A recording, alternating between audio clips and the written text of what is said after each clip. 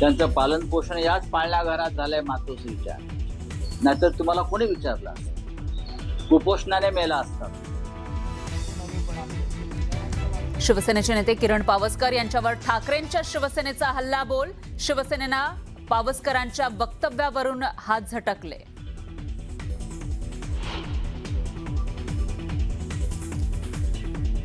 बाळासाहेबांचा अपमान करण्याची हिंमत कुणाच्यातच नाही. माझा व्हिडिओ चुकीच्या पद्धतीनं वापरला, किरण पावसकर यांचं उत्तर.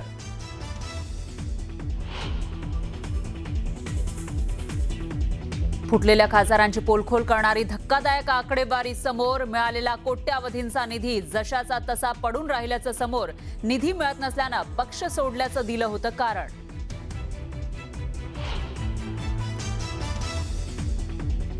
शोकप्रस्ताव वाचताना विधानसभा अध्यक्ष राहुल नार्वेकर अडखळले. नार्वेकरांनी आशाताईंच्या नाही तर मराठी भाषेच्या निधनाचा शोकप्रस्ताव मांडला. मनसे अध्यक्ष राज ठाकरेंची खरमरीत टीका. यानंतर एक महत्त्वाची ब्रेकिंग न्यूज आहे, त्यावरती आपण एक नजर टाकूयात.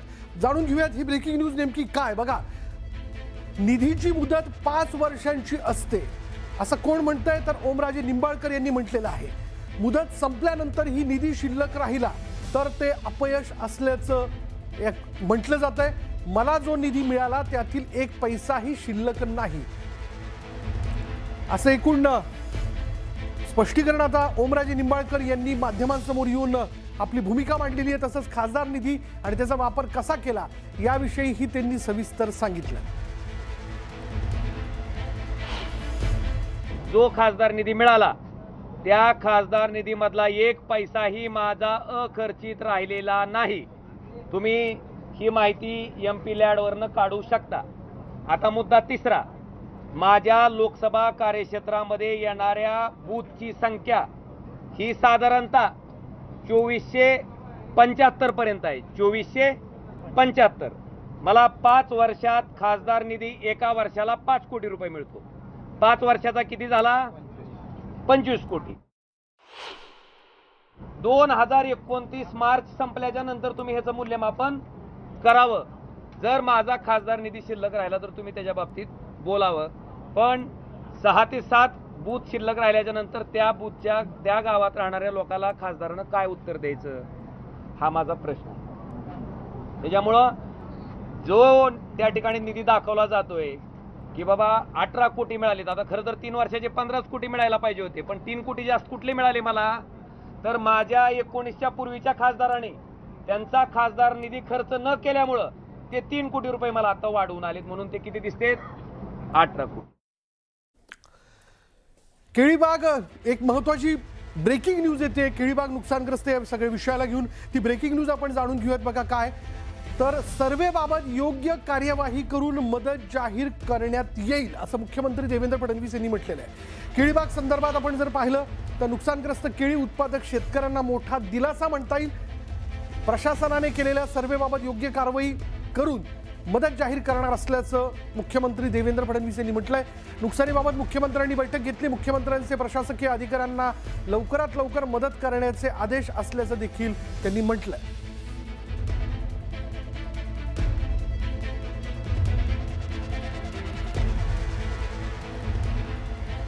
तर आणखीन एक महत्त्वाची बातमी समोर येताना दिसते, त्यावरती देखील आपण एक नजर टाकूयात. तर संजय दिना पाटील आमच्या नादाला लागू नका असं कोण म्हणतंय? संजय राऊतांनी म्हटलंय. असं म्हणत त्यांनी इशाराच दिलेला आहे. संजय राऊतांनी संजय दिना पाटील यांच्यावरती जोरदार टीका केली आहे. संजय पाटलांनी बंदूक दाखवल्याच्या मुद्द्यावर राऊतांनी संजय दिना पाटलांवर खालच्या भाषेत टीका केली आहे. गद्दारांनी या बंदुकांचा धाक आम्हाला दाखवू नये असं म्हणत संजय राऊतांनी संजय दिना पाटलांना प्रत्युत्तर दिलंय. यावेळी संजय राऊतांनी शिवराळ भाषेचा वापर केला. मी लागतो नादाला. चल मी तुझ्या नादाला लागतो. त्या बंधू काय आहेत ना, आम्हाला दाखवू नको संजय पाटील. आता नाव घेऊन बोलतोय मी.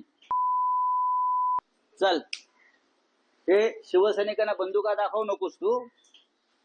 मी इथेच आहे भांडुपला. मी कधी या भाषेचा वापर करत नाही. बंदूक काय दाखवतो साल्या तुम्हाला? शिवसैनिकांना बंदूक दाखवतो गद्दार माणूस. हे धंदे करायचे नाही. गद्दारी केली आहे ना, 50 कोटी गिळले आहे ना, मग नीट गप्पा बसायचं. परत ही भाषा करायची नाही बंदुकीची. ती बंदूक तुझ्या तुमचं संजय दिना पाटलांना थेट आव्हान. अरे सोड रे, गद्दारांना आव्हान आहे माझं. हे काय आम्हाला बंदूक दाखवतात साले? ते बंदुका दाखवतात का आम्हाला? काही लॉ अँड ऑर्डर आहे की नाही मिस्टर फडणवीस? अमित शहाच्या नावावरती जीवावरती आमच्या दादागिऱ्या करू नका गुजरातांच्या. माझ्याकडे 13 तारखेला 15 कोटीची खोकी आली. 14 तारखेला परत 5 कोटी आले. मग मी दिल्लीतली जो व्हीप होता तो धुडकावला आणि पक्षाच्या बैठकीला गेलो नाही आणि त्यानंतर मी अदृश्य झालो. आणि त्यानंतर मला उरलेले 35 कोटी काल यशवंतराव चव्हाण प्रतिष्ठानला जाण्यापूर्वी मिळाले. हे त्यांनी सांगायला पाहिजे गद्दारांनी सगळ्या. हा गद्दारीचा हिशोब माझ्याकडे आहे. आता सध्या शिवीगाळ करतायत. मला वाटतं मागे पुढे ते दगड मारायला कमी करणार नाही अशी त्यांची अवस्था झालेली आहे. मला असं वाटतंय खरं म्हणजे अशी शिवीगाळ करण्याची गरज नाही. राजकारणामध्ये इतका स्तर राजकारणाचा कधी खाली गेलेला नाही की कोणी पक्ष सोडून गेला की त्याला शिवीगाळ कर, वाटेल तसं बोल. आता त्यांच्याकडे लोक राहायला तयार नाहीत, लोकांची इच्छा नाही. आता सगळे लोक मतदारसंघाच्या विकासासाठी, कामासाठी, निधीसाठी त्या ठिकाणी पक्ष सोडतायत आणि त्यांच्या वागणुकीमुळे पक्ष सोडतायत. तर यांना एवढं टोकाला जायचं, घाणघाण शिवीगाळ करायची, आई बहिणीचा उल्लेख करायचा, मला वाटतं हे काही अपेक्षित नाहीये. पुढे बघूयात. आज सभागृहात असं काही घडलं की ज्यावरनं मोठी चर्चा जी ती सोशल मीडियावरती होताना दिसते. काय घडलं बघा. आशाताई भोसलेंना, पद्मविभूषण आशाताई भोसलेंचा शोकप्रस्ताव मांडताना मराठीची चिरफाड करण्यात आलेली आहे. याबद्दलची पोस्ट करत राज ठाकरेंनी विधानसभा अध्यक्ष राहुल नार्वेकर यांच्यावर जोरदार टीका केली. विधानसभा सभागृहात त्यांच्या निधनाचा शोकप्रस्ताव ठेवण्यात आलेला होता. म्हणजे पद्मविभूषण आशाताई भोसलेंच्या निधनाचा शोकप्रस्ताव होता. विधानसभा अध्यक्ष राहुल नार्वेकरांनी तो वाचून दाखवला. मात्र तो शोकप्रस्ताव वाचताना त्यांच्याकडून झालेल्या चुकीचा उल्लेख आणि उच्चारावरनं मनसे प्रमुख राज ठाकरेंनी चांगलाच संताप व्यक्त केला. पद्मविभूषण आशाताई भोसलेंच्या निधनाचा शोकप्रस्ताव मांडताना विधानसभा अध्यक्ष राहुल नार्वेकर यांनी ज्या पद्धतीने मराठी भाषेची चिरफाड केली आणि कागदावर लिहून दिलेलं मराठी पण त्यांना वाचता येत नाही हे पाहून त्यांनी संताप, उद्वेग त्यांचा दोन्ही दाटून आला. आणि वाचण्याआधी त्या कागदातून भेळ खाल्ली होती का त्यांनी, असा प्रश्न त्यांनी उपस्थित केला. अशा शब्दात राज ठाकरेंनी संतप्त भावना सोशल मीडियावरती व्यक्त केली आहे.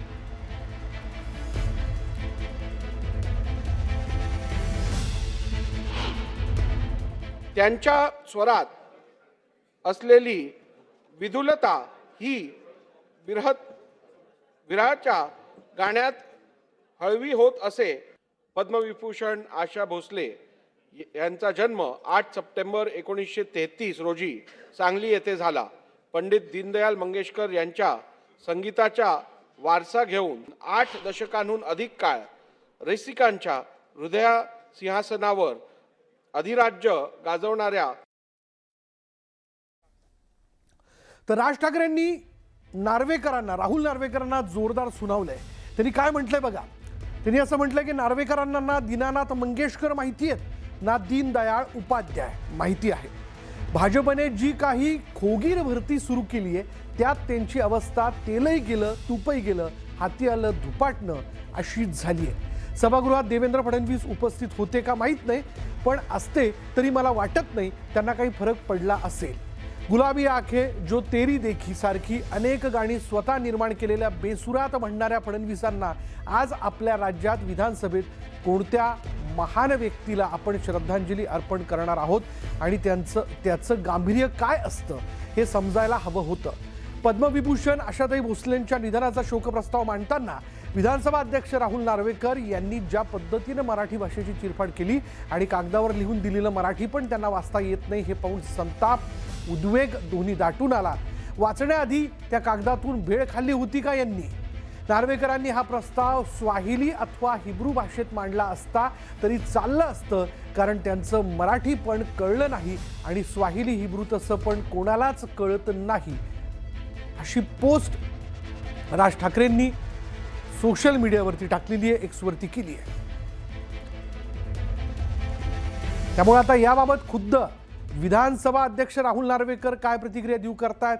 त्यांना लिहून दिलेला शोकप्रस्ताव होता तो अगदी योग्य होता की त्यांनी चुकीचा वाचला? आता असे अनेक प्रश्न यानंतर उपस्थित होत आहेत.